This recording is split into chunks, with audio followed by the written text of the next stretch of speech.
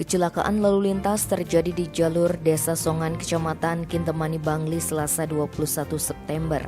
Sebuah truk bermuatan sayur terguling di wilayah Banjariyeh Panas, Desa Songan sekitar pukul 1:45.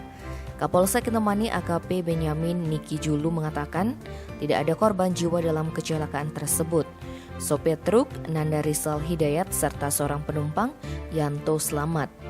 Beni menuturkan kecelakaan terjadi karena truk tidak kuat di jalan tanjakan. Sopir truk yang tidak bisa mengendalikan truk membuat mobil tersebut berjalan mundur lalu terguling di tengah jalan. Arus lalu lintas sempat lumpuh total. Truk tersebut rencananya membawa sayur ke Pulau Jawa.